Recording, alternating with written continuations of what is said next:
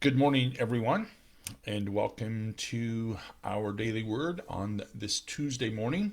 I'm glad you could join me for our time together as we continue this journey together through our daily word and scripture and conversation and looking deep inside of ourselves to figure out how it is that scripture speaks to us and what it means for us and how God is speaking to us. So, as always, I'm grateful for our time together and that you have chosen in your busy schedules to carve out time to be with me and to help me in my life's journey as I seek to help you and as we help each other in all of our life's journeys together. So, we continue this journey together this morning.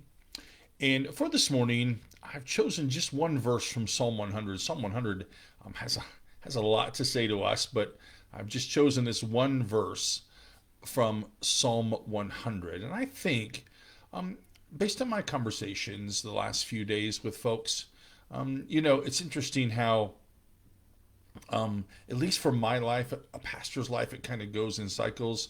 Had a lot of conversations with folks about death in the last few days and difficulties in life and people trying to find their way.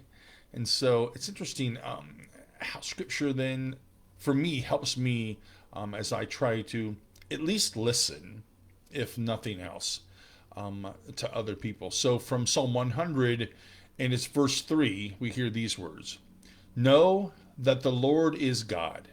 It is He who made us, and we are His. We are His people, the sheep of His pasture. So Scripture tries to help us establish a true perspective. It tries to help us give us this view, this biblical view of what is real about who God is and who we are, and in the midst of that, how the world might operate because of that perspective.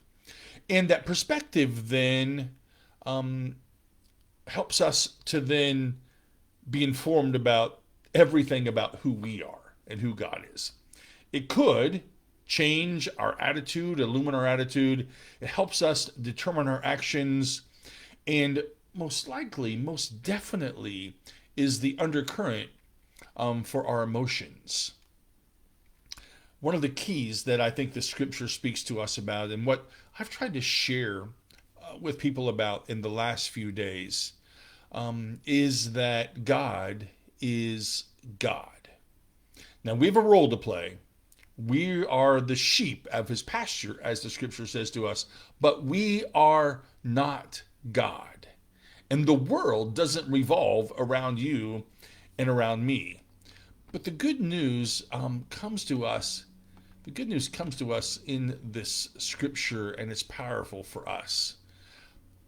We don't bear the ultimate weight of existence. We don't have to know everything. We don't have to be perfect. Being sheep of God's pasture, knowing that God is God, and being sheep of God's pasture um, allows us room, to try and, and to fail and to, well, I think importantly for me, it gives us room to be human. It gives us room to be human.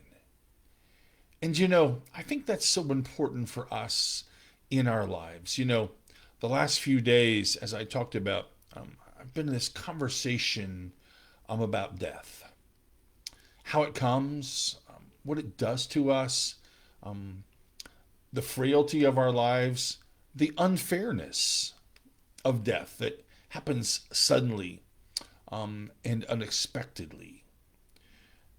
And in the midst of that, I've reminded the folks I've been in conversation with that, in the end, God is God and we're human. And because of that, we are given room, to grieve, to wonder, to question, to try to figure out what's next in our lives. we're called to know that God is God and that God moves in us. Um, if we understand that God is the shepherd of our pasture and we are the sheep under God's guidance and care, then it's then that we, I think, find a way then to live our lives in the midst of struggle. Most of our frustration and worry and fear and anxiety and pain and struggle, I think, comes because we think, and I know that I have this issue in my life sometimes, maybe too often, we think that we might be able to run a better pasture. And the key to this worldview that the psalmist calls us to is to acknowledge that we are God's, that we should trust God, and that we should follow God through the green pastures to what the future has for us and where the future guides us and leads us along life's way. And so when I read this scripture early this morning, know that the Lord is God. It is He who made us. We are His. We are His people, the sheep of His pasture. I thought about, when I get caught up in my own struggles and my own feelings of inferiority, when I think that no one else cares about my time or no one else cares about me, generally speaking, and I get to feeling down in the mouth about myself because no one cares, we struggle with that. I got this stark, powerful reminder from the psalmist.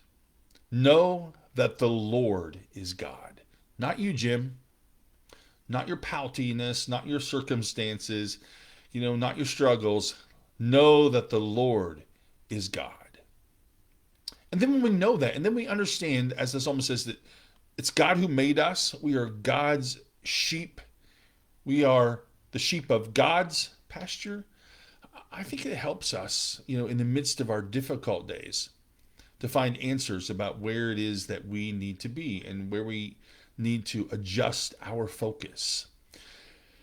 And so I hope that this word that helped me early this morning in the midst of my struggles would help us, if nothing else, to know that God is God, not us. And we are God's sheep. And because we're God's sheep, we have room to be human.